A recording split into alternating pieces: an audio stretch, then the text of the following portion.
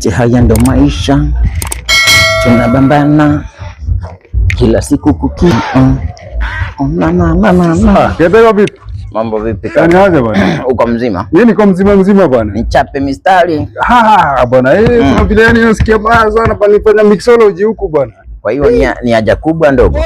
Zote mbili pamoja. Zote mbili tukiunganisha shilingi 70. Haina noma. Acha kwanza mimi niingie. Mimi ni yule jamaa siwezi ku let down. Watu wanaweka hela kwa mkono ndio wanaingia. Haina noma. Mimi nitakujenga. Acha tu niingie. Najua utaingia.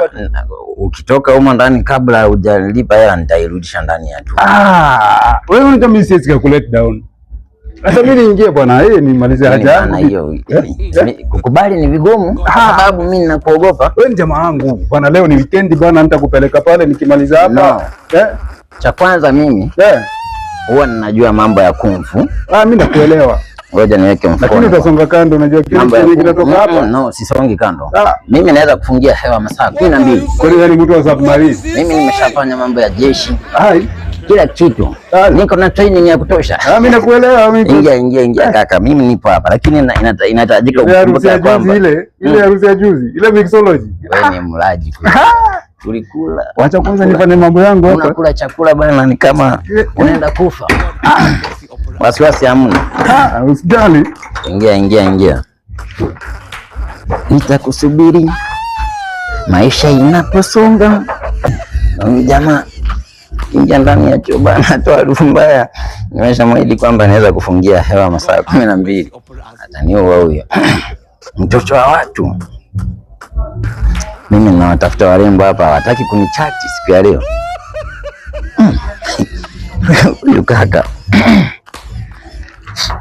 Ina maana ni ndovu inakunya au? Sijui nitamuondokea hivi. Chakula kila alikula ndio sio cha maana.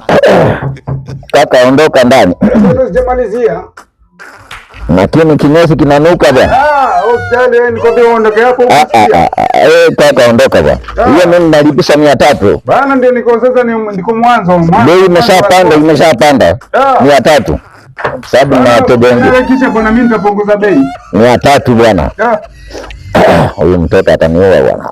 Ana harufu mbaya. God have mercy upon us. Kwani wa ndovu vipi?